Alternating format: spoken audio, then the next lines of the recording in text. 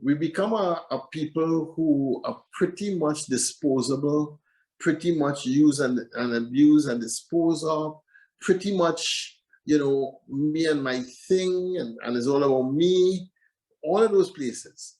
But it is possible also to live as a person in this time and live for the other, and live with some discipline and put the common good first, and learn how to love and live and to leave legacy, and to thank God for all the incredible graces we've received, and to become a better person as we put God more and more squarely first in our life. You see, you quoted, you said, discipline is both individual and national. And the individual cannot be allowed to seek his personal interests and gratify his personal ambitions at the expense of a nation. Have we been doing that? Well, you tell me.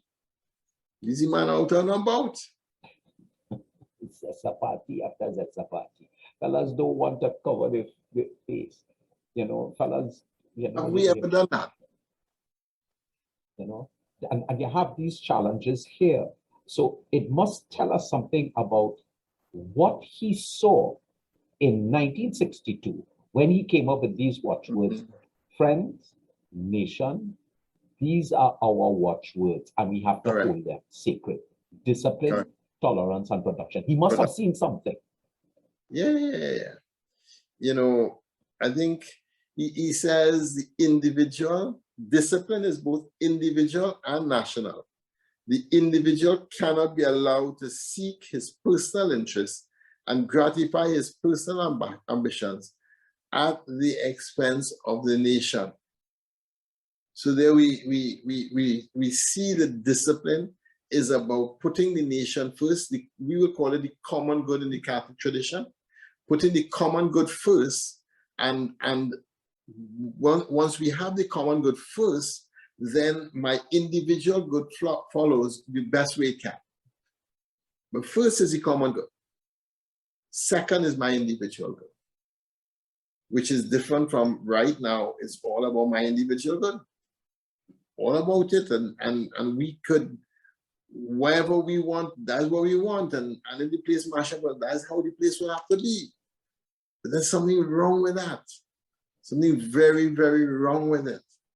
We need to own this as a malady from God and humanity that has afflicted us in a blindness where we're not seeing the truth of what we're doing. And that is really the piece of crazy. But I want to take us back.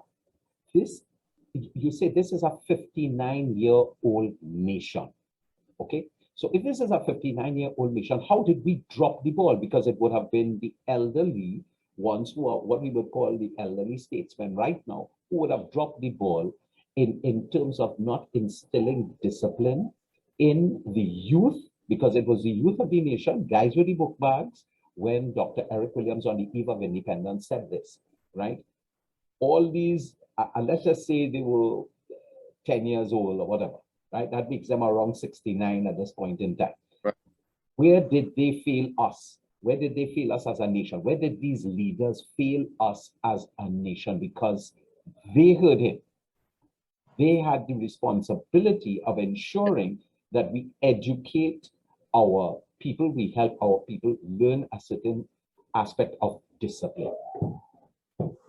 You know, it's not a lack of money. We've had more money than we needed. Right. It's not a lack of bright people. We've had an amazing amount of bright people run through this country. Amazing amount. It's not raw talent. We've had a lot of people who have been bright and who have done what they've had to do, but they would have become a different thing. So and contributed in their own way to the country. So it's not on any of those levels. I actually believe the big gap where we have failed is the failure to cultivate the notions like the common good, like notions like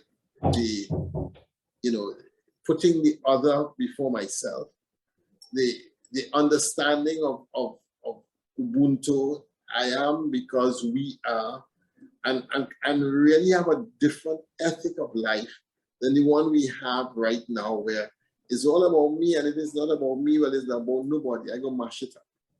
And so we have to find a way of seeing that puts values and virtues at the very foundation of civic life, of national life, because that's the only thing that's going to help us to move forward from here.